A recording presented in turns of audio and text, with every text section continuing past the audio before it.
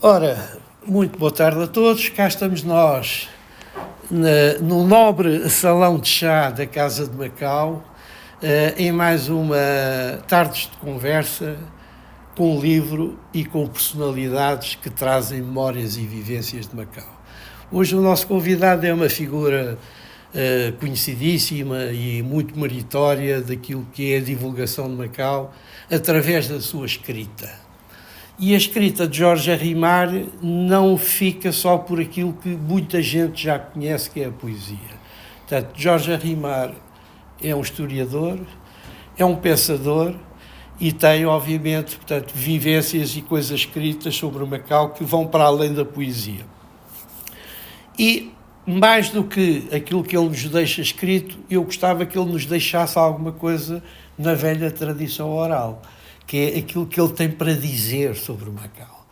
E vamos tentar registar esta passagem, porque, ao fim e ao cabo, isto são sempre passagens, estas histórias e estas conversas são passagens, mas são passagens que, para nós macaenses e para nós de quem gosta de Macau, são importantíssimas, porque são pessoas que têm conteúdos substantivos sobre aquilo que é a vivência e a memória de Macau. E o Jorge Arrimar, sem dúvida, que é daquelas personalidades com quem eu convivi precisamente em Macau durante cerca de 10 anos, coisa mais coisa, menos coisa, e que nos vai, de facto, falar um pouco sobre isso. Ele tem livre caminho, portanto, vais por onde quiseres ir. Não é? Portanto, eu diria que quase o que sou obrigado é a fazer quase que uma pergunta aberta, aquilo que é uma questão aberta, não é?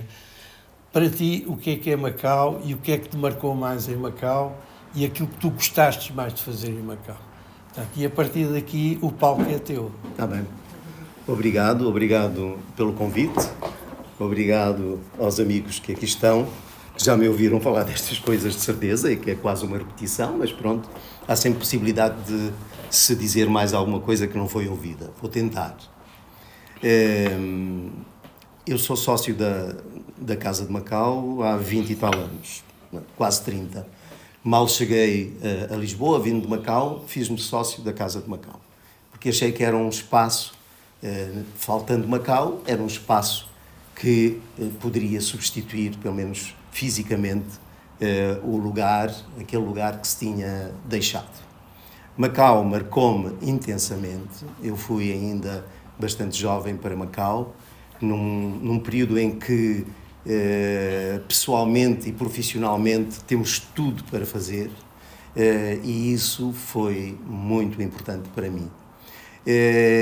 Eu venho da História, formei-me em História, mas também porque as bibliotecas e o livro me interessavam, também me especializei na área das ciências documentais e das bibliotecas, e a literatura foi sempre um hobby. Portanto, digamos que a literatura preencheu aquele vazio que temos ou que eu tinha entre a história que dava e que ensinava, ou que pesquisava, e as bibliotecas que dirigia e que orientava como técnico delas, e foi o que eu fiz sempre em Macau.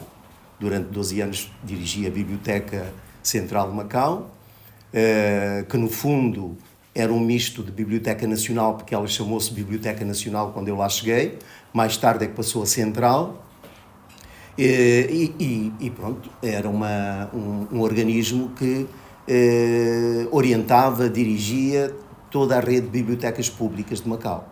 Portanto, eu andava por ali, ora na história, ora na literatura, ora nas bibliotecas. E isso, de facto, preenchia-me, porque eram 3 vertentes da minha vida, profissional, mas também pessoal, que eu gostava muito de fazer.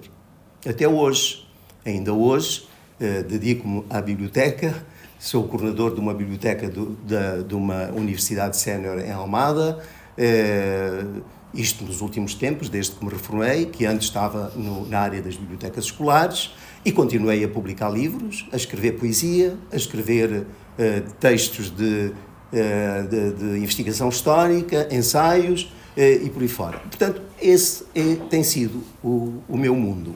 Bem, falando de Macau, Macau proporcionou-me tudo isso e de uma forma muito forte, porque, voltando ao que eu disse de início, estava numa idade em que tudo se abria. Qual é que foi a década de Macau que viveste? Eu estive de 85 a 98. Okay. Foram 13 anos. E, portanto, muito intensos. Claro que eu agora poderia contar-vos coisas, mas, como também sou poeta, eu vou-vos contar de uma forma um bocado teatral, porque o Carlos disse que eu também fiz teatro. Macau também me proporcionou isso. Proporcionou-me fazer um curso de teatro no Conservatório de Macau. Eu, aliás, tinha um velho problema. Achava que era impossível para mim abrirem-se os panos do palco e eu ter toda aquela... As luzes em cima e lembrar-me de todo o texto, não é? Eu até acho que sou uma pessoa com uma memória relativamente frágil. Dirão, mas como é que foste para a história? Bem, mas tenho, para fixar coisinhas assim muito, sempre de fio a pavio, muito direitinhas, tenho uma imensa dificuldade. E no teatro temos aqueles textos todos direitinhos, porque senão o meu parceiro do momento não tem a deixa certa para. E, portanto, eu fiz também teatro e foi uma das coisas que Macau me proporcionou. E por isso, assim, um bocado, um bocado à maneira dos antigos declamadores, eu vou-vos ler aqui como chego a Macau. Portanto, não é um poema solto, é um poema, nem é bem um poema, é um texto... É mais um para publicar. Não, nem será para publicar. É um texto mais engraçado, mais teatral, que já eu tinha começado a escrevê-lo, mas estava na gaveta, e desta vez, olha, vou buscar aquele texto. Talvez seja interessante ler como eu aprendi no teatro, e vamos ver se sai alguma coisa de jeito. Queres usar o micro? Não, eu vou. Eu acho que estás com a colocação de voz suficiente para... Acho que sim. Então, este texto chama-se À Vista do Extremoso Oriente. Não é o Extremo Oriente, é o Extremoso Oriente. O telegrama chega. Nervosismo. Preparar tudo depressa. Roupas. Mas que roupas? Fará frio. Geadas. Malas de porão. O voo marcado. Um sismo de temores. Nervosismo. Passagens compradas. E o gabinete de Macau a solicitar urgência nas papeladas. A Edith sabe. Um voo longo, interminável, Ponta Delgada, Lisboa, Paris, Bombaim, Bangkok, Hong Kong. E só então o piloto diz as palavras tão aguardadas. Senhores passageiros, estamos a chegar. E nós no suspiro, até que enfim. Já não aguentávamos os pés inchados, as pernas tesas e os braços encurtiçados. A cabeça tonta de tanto voar e o nariz seco de tantos ares condicionados. Finalmente chegávamos ao extremoso Oriente.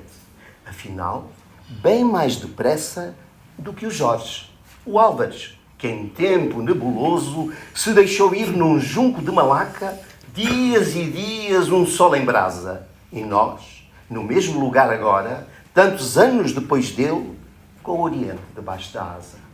Continuamos a pairar entre véus de nuvens carregadas de umidade. Uma cidade de prédios tão altos, tão brilhantes, tão arranha-céus. E vemos lá embaixo, aterrorizados, que nos espera uma linguinha de terra alheia, um nada onde poisar o medo que nos lateja a veia. Cai, tac, cai, tac, cai, tac. Chama-se assim o aéreo porto de que nos aguarda ao som da tragédia. Uma onomatopeia. Ai, sky, tac, tac, tac, tac, tac. Ouvem-se as castanholas do trem e o gemer das almas. E nós com uma vontade louca de bater palmas. Macau, ainda longe, e nós com tanta vontade de chegar a casa. A casa? Que casa? Nem adivinhar conseguíamos o tipo de habitação que teríamos. E tanto calor, tanta umidade, tanta quentura. Sobre nós ainda pesa a roupa de outro clima, de outra frescura. Incomodados, entramos num restaurante, fresco do ar-condicionado, quase gelado, como se fosse um iceberg no mar das Caraíbas. Começa por saber bem, enquanto dura uma réstia do calor de outrora. Nunca como agora me agrada tanto o que ainda perdura. Um pouco do frio da Europa e agora a do calor que trouxe lá de fora. Mas morro de sede e peço um copo de água. Água fresca, por favor, suplico como se me entendessem. Ponho-me em bicos de pés e o chinês de olhos em bico estende-me um copo cheio de água. Agradeço e levo-o à boca. Mas a água queima-me os lábios, a língua. Por água fresca quase imploro. Vapores libertam-se do corpo e embaciam os óculos e os olhos e até parece que choro. E de novo cá fora, onde o calor quase nos devora, um desatino. Vamos ter ao cais onde está o navio que nos levará ao destino. Jet de folhas. Leio algures e não entendo. Alguém explica que é um navio pequeno, mas muito veloz. Ainda bem, ouço-me dizer, tremendo uma voz. É do cansaço, pensei. E entramos no jet de folha, que tem um nome familiar. E de se lhe tirar o chapéu, São Miguel. Leio alto. E vêm-me à cabeça memórias recentes de um tembilhéu. Lembranças a que se juntam outras, mais antigas. As que me chegam do alto, junto ao céu, as da minha terra africana, uma ilha no Planalto. E vamos para Macau, a todo o pano, que é como quem diz a todo o gás, no São Miguel, uma ilha navegando em outro oceano. E vemos como a umidade carrega a paisagem em tons de cinza, vultos fumados sobre as águas escuras que nos levam pela água lisa. E chegados à Praia Grande, deixamos-nos perder entre as banianas ensombradas do velho casario de Chunambo, sangue branco, cal de antigas conchas calcinadas, janelas de casca de ostra, janelas cantadas por Adeno, Dossi e Papiazan, Macau de janela verde, veneziana de Tabique, Macau de antigo casarão. E foi assim que cheguei a Macau.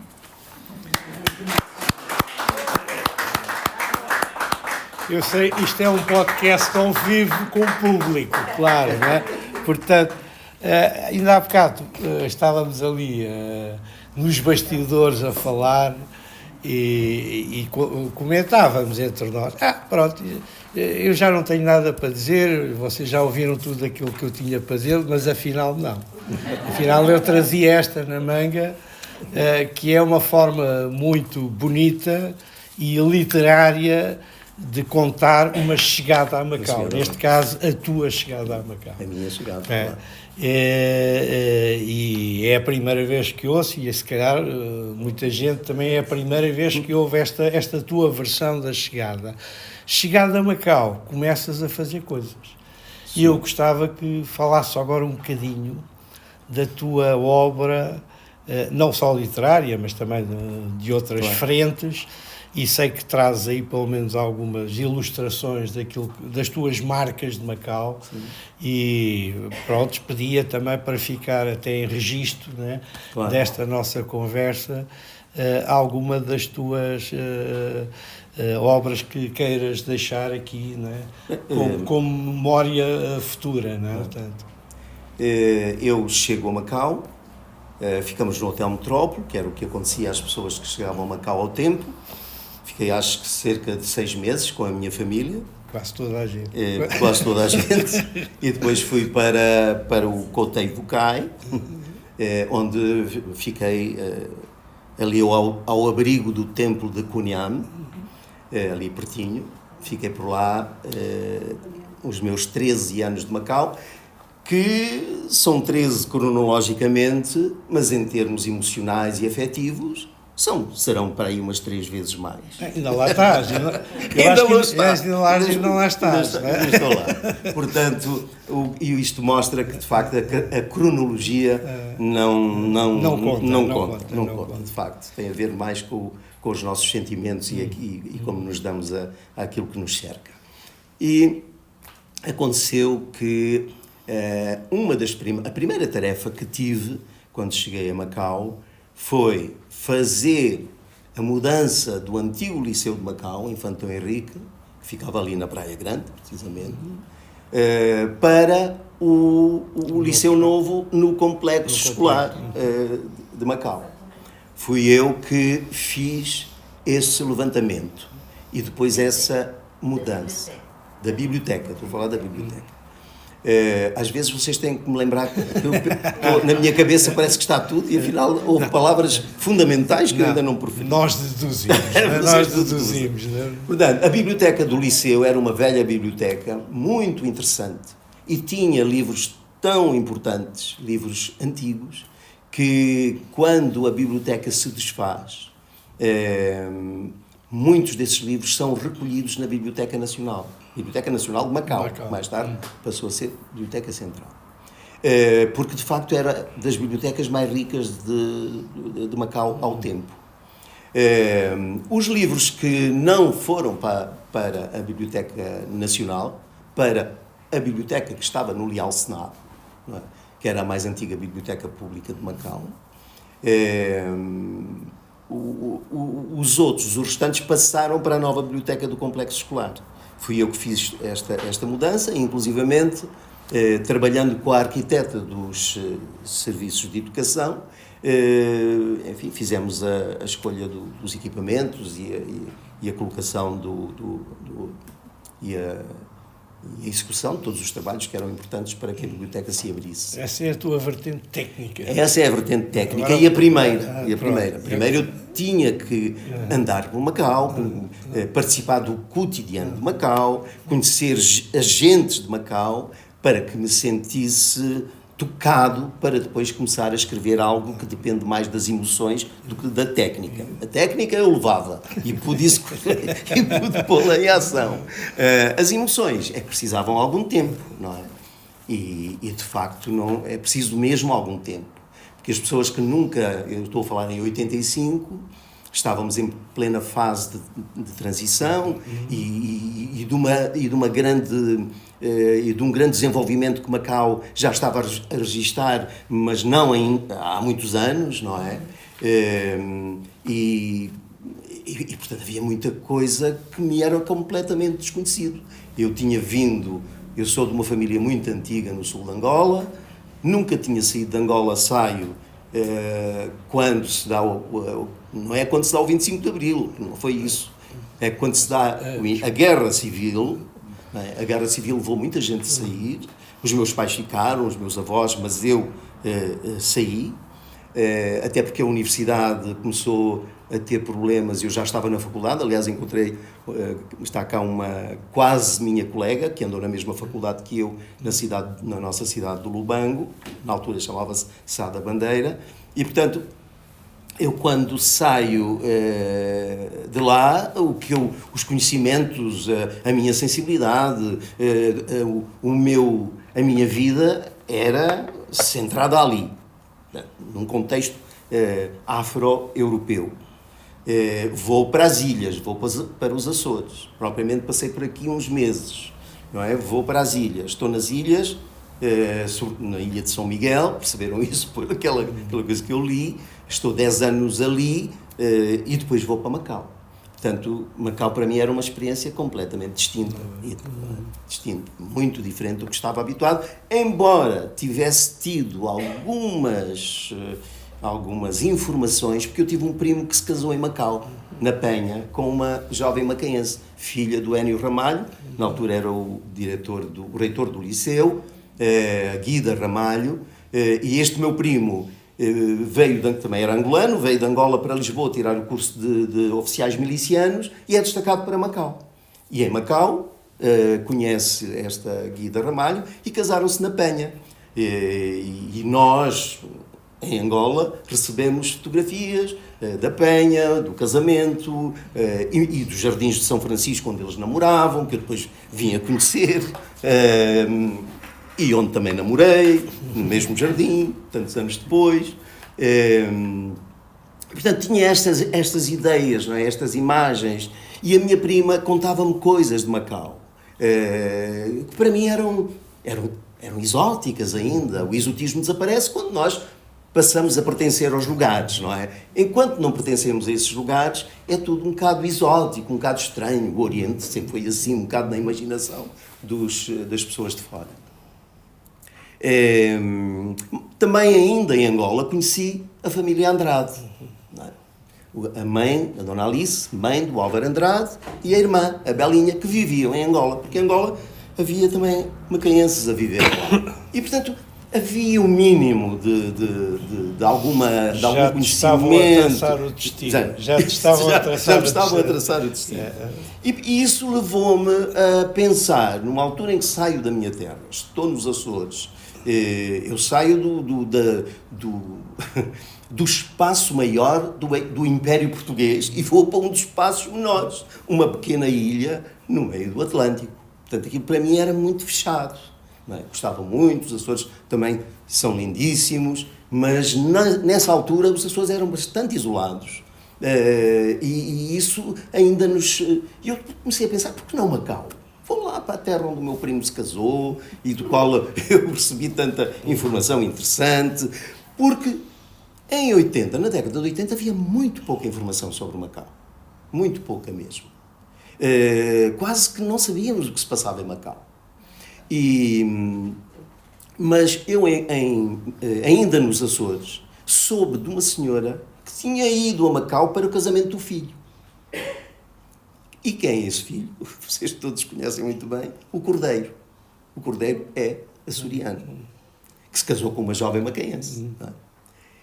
E eu vou visitar essa senhora, que tinha acabado de chegar de Macau, e para lhe perguntar, afinal, como era Macau, de facto, naqueles dias, porque o tempo do meu primo já lá ia, e portanto eu precisava de saber coisas novas. E a senhora lá me foi falando, coitada, do pouco que sabia, porque ela esteve no casamento, deu umas voltas, e passado pouco tempo regressava. Mas dá-me o contacto do filho, e eu escrevo, e recebo uma carta. Enfim, naquele tempo não havia telemóveis, havia telegramas e havia as velhas cartas. Então, passado muito tempo, lá recebi uma carta do Cordeiro e de um amigo dele, também açoriano, que lá estavam a dizer: Macau é belíssimo, vem, vais gostar, as tuas filhas têm escola, têm infantário, têm tudo. Isto é um país, é uma terra de jeito, podes vir. E eu, reunindo toda esta informação, não pensei muito mais. E aí aparece a Edith, no seu gabinete de Macau. Eu não conhecia a Edith, claro, só conheci muito mais tarde, mas lembro-me perfeitamente de chegar ao gabinete de Macau para entregar os papéis, as tais papeladas, e aguardei. E felizmente houve um sim. E aí começa e correu bem. Correu bem, fizemos aquela viagem que nunca mais acabava, não é? Para nós, então, nunca mais acabava mesmo. Então, e agora vamos às emoções. Pá. Quando é que desperta a tua emoção de teres Macau na alma? Olha, não demorou muito, porque eu ia aberto a isso. E Macau, de facto, tirando aquele primeiro impacto, as portas abrem-se e nós damos-nos a Macau. E descobrimos coisas por dentro, não é por fora. Macau, acho, naquela época, quando se chegava a Macau, até havia assim um bocado, porque era tudo muito escuro, porque o casario, por causa da umidade, era muito escuro também, tirando, pronto, os edifícios mais novos. Ainda era numa fase em que o lixo não era muito recolhido, numa fase em que se viam algumas ratazanas a saltitarem e, portanto, foi preciso esperar. Não era bonito, mas já era agradável. Não era bonito, mas não era bonito por fora. Exato. Porque para mim, quando cheguei a Macau, tudo aquilo era por fora. Portanto, quando começo a entrar e a conhecer Macau por dentro, fui vencido, fui Claro. completamente... Fiquei perdido por aquela terra, pela sua história centenária, porque eu vinha de uma terra onde os portugueses estavam há muitos séculos, mas com uma penetração muito pequena. E, portanto, em que cidades com 100 anos já se consideravam cidades muito antigas. E eu estava numa cidade antiquíssima, com uma história muito... com Patine, com uma história muito forte. Eu também sou da história. E depois com todas aquelas coisas que extasiam quem se abre a outros costumes, a outros povos. E depois aquela coisa de haver não só portugueses da metrópole, como na altura se dizia, mas também portugueses da terra, com os chineses. Eram, de facto, um cadinho de culturas, um centro de culturas, e tão variado que só quem é ceguinho ou fechado é que não se abre e não gosta e não aprecia. Não?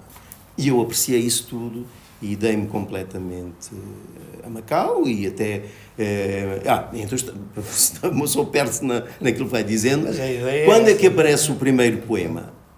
O poema aparece no final desse mesmo ano. Eu escrevo o primeiro poema, que se chama, precisamente, Macau, e que está publicado na Fonte do Lilau, e mostro, assim, um bocado, enfim, sem saber muito bem se estava a fazer bem, a quem? Porquê é que escolheste o título A Fonte do Lilau para o teu primeiro livro? Porque a Fonte do Lilau a Fonte do Lilau é a pia batismal dos macaenses, não é? Eu chamo-lhe assim. É a água lustral. Aquela fonte tem é um elemento importante na mitologia que cerca a identidade macaense. Não. Portanto, eu acho que um macaense tem sempre a Fonte do Lilau quase como sendo o umbigo da sua terra. Não é? Onde... Não, foi bem escolhido, atenção. Foi bem escolhido. E, portanto... Não, o que revela que já tinhas identidade com Macau. Sim, porque a escolha da Fonte do Lilau como o teu primeiro livro de poesia revela que já estás metido em Macau. Sim. Portanto, independentemente do primeiro poema se chamar Macau. Não é? Sim. O meu primeiro poema chama-se Macau. E foi o Padre Teixeira que pegou nele e disse: eu vou publicar isto. Claro. Padre, eu ainda não estou cá há muito tempo, ainda tenho um certo receio que este poema ainda não esteja conseguido. Foi no Clarim, não. E ele manda para o Clarim. E foi publicado no Clarim. O segundo chama-se Manhãs Opalinas e foi publicado também ainda em 85, no final já, acho que em dezembro de 85, pela Revista de Cultura, que era orientado na altura pela Celina Veiga de Oliveira. Ela viu o poema e disse: eu vou publicar este poema. Portanto, os meus dois poemas, ainda em 85, no meu primeiro ano de Macau. E vais por aí fora. E depois vou. Quantos mais? Estão aqui, são vários. Ou pelo menos cita alguns, não é? Só para ficar... É giro mostrar. Isto é a Fonte do Lilau, que é o primeiro, é de 1990. Depois tenho os Secretos Sinais, em 92. Este Secretos Sinais é onde está um dos poemas que vamos entrar agora em termos de festividade. Precisamente. Que é aí que está a Festa da Lua. Sim, que é um poema que está... tive o gosto de musicar, mas que em breve voltaremos, né, a revelá-lo, né, nesta época. Né? Portanto, Secretos Sinais. Depois eu fiz parte com um grupo de cidadãos de Macau, chineses, macaenses e não só, que criaram ou que iniciaram o primeiro encontro de escritores, de poetas de Macau, em 94. Foi a primeira vez que em Macau se reuniram poetas de língua chinesa e de língua portuguesa. E nos todos jardins... eles poetas de Macau. Todos eles poetas de Macau. em língua chinesa e em língua portuguesa. E com esta particularidade, cada poeta dizia o seu poema na língua em que o escreveu, mas depois esse poema estava traduzido num papel que depois as pessoas que estavam lá que não sabiam a língua, podiam seguir na tradução que era. A Isabel foi um importante elemento na dinamização e na preparação desse encontro. Foi à margem das entidades oficiais. O Instituto Cultural apoiou, mas fomos nós, cidadãos de Macau, que quisemos, precisamente, que criamos isto. Este primeiro encontro foi tão importante que, pouco tempo depois, com ilustração do Carlos Marreiros, saiu na Revista de Cultura um texto bastante longo sobre este terceiro encontro e a maior parte dos poemas que ali foram ditos. Eu disse o quê? O primeiro encontro, sim. Depois da revista Antologia dos Poetas de Macau. Foi a primeira antologia em Macau que reúne os tais poetas de língua chinesa e de língua portuguesa. Os poemas em língua portuguesa são traduzidos para chinês e os que são em língua chinesa traduzida para português. Por isso foi uma antologia muito bem recebida e ainda hoje, segundo sei, é a única assim. É a única. Uma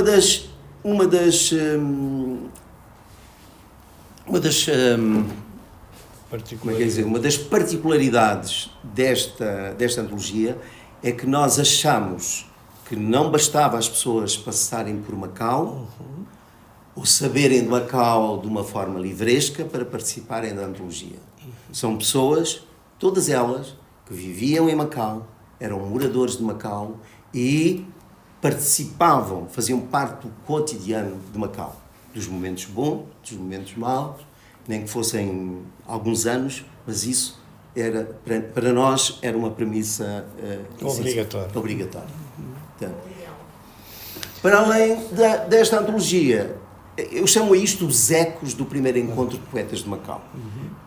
O primeiro eco foi a revista, que eu falei, a revista de cultura com as ilustrações do Marreiros. O segundo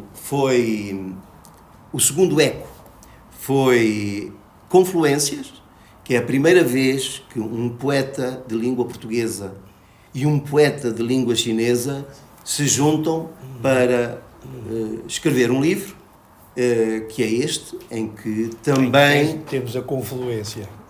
As confluências das duas culturas, das duas literaturas, das duas sensibilidades. E está em português e chinês também. Esta capa é baseada num quadro, numa tela do... Não, de um Weimeng. Sim, do Weimeng. E depois a antologia. Portanto, são esses três momentos.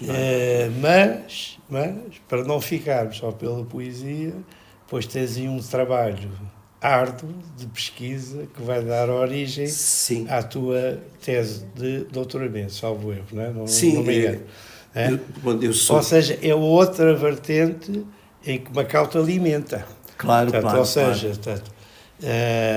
Não foi só esta lógica de espairecer, mas tiveste aqui uma vertente árdua também de recolha, de trabalho minucioso e que devolves a Macau.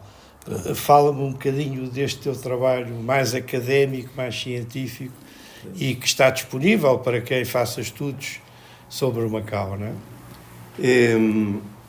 Claro, eu como diretor da Biblioteca Nacional, por mim passava imensa informação sobre Macau. Muitas fontes trabalhei eu sobre Macau ou a presença dos portugueses no Oriente, e como a minha formação era de História também, enfim, achei que poderia aproveitar e fazer pesquisa e preparar um dia o meu doutoramento em História Moderna com Macau ao centro. E foi assim, chama-se Macau no primeiro quartel de 800, a influência do ouvidor Arriaga. De 1800 a 1825, o ouvidor Arriaga é marcante na sua postura, nas suas estratégias, no seu poder. Ele está em tudo e ainda por cima casa-se com a filha do barão de São José de Porto Alegre, que era o Almeida, não é? E isso faz com que ele, para além de ter uma importância como fazendo parte do governo, não é? Como ouvidor, era uma espécie de ministro da Justiça, tinha uma ligação a uma família macaense poderosíssima e que eram os senhores do comércio do ópio. Na altura, o ópio era olhado como uma mercadoria normal e natural, e até havia muitas mulheres viúvas em Macau, dadas as contingências do tempo, havia, não é, as viagens constantes que faziam e os naufrágios que aconteciam, então havia muitas viúvas e também muitos órfãos. E, nesta época, havia muito dinheiro que saía do ópio para manter estes elementos da sociedade macaense mais vulneráveis. Macau é muito singular nessas particularidades, né? Desde o ópio, o ouro e agora os casinos. Né? Sim. Ou seja, estamos no seio da China e temos ali aquela coisa minúscula que vai permitindo estas atividades, né? Claro. Que alimentam Macau e com quem nós habituámos. Mas o ouvidor Arriaga, existe uma rua em Macau, né? É um tributo que há. Né? Foi uma escolha por acaso ou apaixonaste-te com a pesquisa? Comigo há sempre relações, há sempre sinais. Repara que eu vou para Macau, vou dos Açores. E o ouvidor Arriaga era açoriano.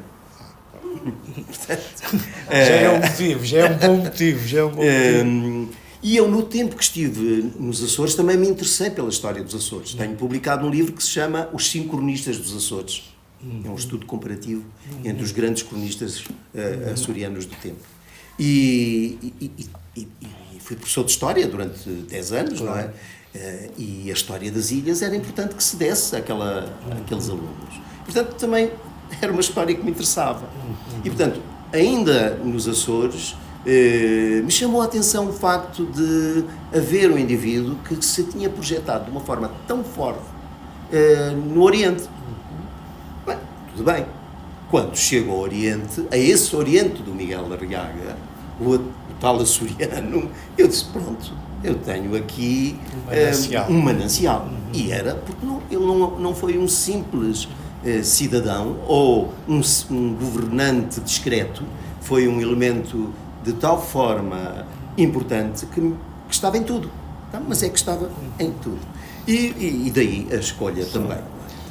Tu recentemente foste galardoado com um prémio literário por uma obra tua sobre a África. Sim. Portanto, que é sobre Angola. Não é? Se puderes falar só um bocadinho, mas eu ligava já essa questão a outra. Até que ponto sentes-te que, relativamente a Macau não te deve também já algum título nobiliárquico nestas coisas da literatura? Porque aí, ao fim e ao cabo, é o romance sobre Angola, né? E foi histórico. reconhecido como prémio literário, né? Macau não deveria também já ter um livro teu nesse patamar? Eu não posso dizer que Macau devia isto ou aquilo. O que eu sei é que devo muito a Macau. Agora, se Macau me deve alguma coisa, mesmo que eu sentisse isso, não o conseguia verbalizar. Porque, de facto, eu acho que é Macau, que sou eu que devo muito a Macau. Agora, era natural que aquilo que eu publico em Macau ou sobre Macau pudesse estar um bocadinho mais visível. Achas mas que não está? Isso não está. Eu, quando fui este Macau no primeiro quartel do século XIX. Eu fui a Macau, foi editado pelo ICM, pelo Instituto Cultural de Macau. Eu fui a Macau para fazer o seu lançamento. O lançamento aconteceu na Casa de Portugal, em Macau, à frente do consulado. O próprio presidente do ICM, volta-me a faltar o nome, Não interessa. Pintor. Não interessa. Pronto, esteve presente. Exato.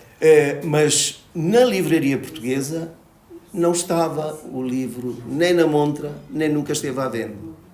Outras vezes passei por Macau, entrei na livraria como se fosse apenas um cidadão que queria ver, e sabendo que a pessoa que lá estava nem me conhecia, eu disse, por acaso tem aí alguma coisa do Jorge Arrimar? Não tinham absolutamente nada, nem sabiam quem era essa pessoa, e portanto nem sequer o Rotas Circulares, está traduzido em chinês, que foi um esforço muito grande, até acabou por ficar mais caro por causa da tradução chinesa. Eu quis que ele estivesse em português e chinês para que pudesse depois em Macau o público chinês também ter acesso a ele. Nunca esteve lá, nem nunca se viu lá. Agora aquela pergunta acutilante, de quem é a culpa? Não sei se há culpas aqui, mas é uma pena. É uma pena para o autor, porque o autor, quando se esforça, gosta de sentir que do outro lado as pessoas estão prontas para receber, mesmo que depois não gostem. Não é? A pessoa, quando escreve o que quer que seja, não tem que pensar que toda a gente gosta. Não, uns gostam, outros que não gostam, pronto, é natural. Agora, todo este esforço pelo menos valia essa amostragem, esse dizer, olha, estão aqui uns livros que houve alguém que não se esqueceu e que continuou. Não, eu partilho essa angústia contigo, obviamente. Não és o caso único, há outros casos, infelizmente, né, que também não estão devidamente, reconhecidos, né? Mas pronto, são situações, né, que nos transvasem, nos ultrapassam. Sim, ultrapassam, claro. O que nós fazemos é aquilo que estamos a fazer aqui, né, que é tentar divulgar a tua obra, o teu nome e reconhecer o teu contributo para Macau, né, através desta instituição que é a Casa de Macau. Né. Isto dos podcasts convém ter um timing mais ou menos certo, né? E para isto não ficar muito longo, eu deixava-te agora assim uns minutos para tu deixares uma mensagem final e para nós depois fecharmos, pelo menos aqui a parte mais narrativa do podcast. E eu despeço-me já, portanto, de quem esteja a ouvir, né? Mas deixava-te a última palavra, Jorge. Pois é, dizer que, apesar de todas estas contingências referidas, eu continuo a olhar para aquele espaço como um espaço que faz parte da minha geografia de vida e de escrita. Eu costumo dizer que Macau faz parte dessa minha geografia de vida e de escrita. E continuará a ser um espaço que me tocará para que eu esteja aberto a escrever e até a fazer coisas, como sabes. Tenho participado também com o teu grupo musical em variadíssimas situações.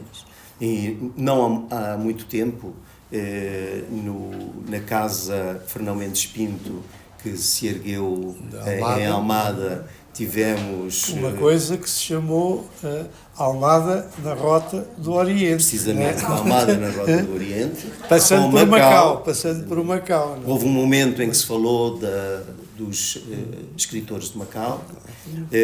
Houve um momento em que até houve um tributo aos escritores de Macau. E isso foi há muito pouco tempo. Portanto, continuaremos eu vou-te deixar este desafio em aberto, talvez para o ano, que agora eu gostava de que viesses cá um dia falar sobre esse tributo que tu fizeste dos escritores de Macau, porque acho que, mais uma vez, fizeste uma belíssima recolha de elementos de quem escreveu sobre Macau, de quem escreve sobre Macau, e tens uma particularidade que eu gostei muito nessa apresentação, é que tu depois distingues os chamados escritores macaenses dentro dessa lista, não é? Claro. O que permite também ver aqui alguma lógica do entendimento sobre o Macau. Há os escritores sobre o Macau e depois há um conjunto de escritores macaenses que são singulares naquilo que... Entre elas temos aqui uma delas, a Carolina Jesus. Portanto, eu poderei ser escritor de Macau, mas não sou um escritor macaense. É essa que eu achei isso muito interessante. Eu lanço-te o desafio, depois irei lançar-te o convite. Acho que é muito interessante para a casa um dia vires falar sobre isso como tema central. Para já agradeço-te, não sei se queres... Obrigado, eu. É o que ele quiser, é o que ele quiser. No contexto da sua vida na biblioteca e de inúmeros acontecimentos, eventos culturais, etc. É contigo. O Jorge dinamizou imensa cultura de Macau e deixou registros escritos. São os catálogos, são as biografias, ele falou de toda a gente de Macau. Fala sobre isso, Jorge. Nós em Macau tínhamos o Boletim Bibliográfico de Macau, aliás dividido por vários tipos, um sobre as monografias de tudo aquilo que se tinha escrito em Macau, ou sobre Macau, outro sobre publicações periódicas, em que se ia buscar texto a texto com o seu autor e muitas vezes com pequenos resumos. Temos catálogos em que os resumos são escritos em português, inglês e chinês. Eu até trouxe aqui um exemplo, que são os índices da revista Macau, foram feitos integralmente por mim, já fora da biblioteca. Uma revista ótima, que nos ligou durante anos e anos. Eu já nem estava em Macau, mas o Beltrão Coelho pediu-me para eu fazer este índice. E quando nós queremos, por exemplo, na parte ideográfica ou de assuntos, resulta muito bem, porque eu, se quiser saber o que a revista escreveu, que textos há na revista sobre a água, ou sobre a misericórdia, ou sobre sei lá o quê, não é? Basta vir aqui e ele diz-nos quais os números de revista em que encontra, em que páginas da revista encontra. Isto, e nós sabemos que a revista de Macau saíram muitos exemplares de 1992 a 1999. Ok. Portanto, e este é um trabalho que sai fora deste contexto, não é? Literário, histórico, técnico de biblioteca. Eu diria que é mais um contributo teu e que nós aqui deixamos, pelo menos como registro, né, a possibilidade de consultarem, porque isso depois não tem o teu nome. Não está. Está? Não, aqui está, coordenador, coordenação, okay. Jorge Abreu Rimares. Okay. Porque eu vi só os índices e depois não vi o teu nome. Fora não. Mas ok, fica o registro, aconselha-se que consultem, né? Pois, se quiserem. E mais uma vez, olha, a Casa, eu agradeço pessoalmente, e a Casa de Macau agradece-te este momento, né?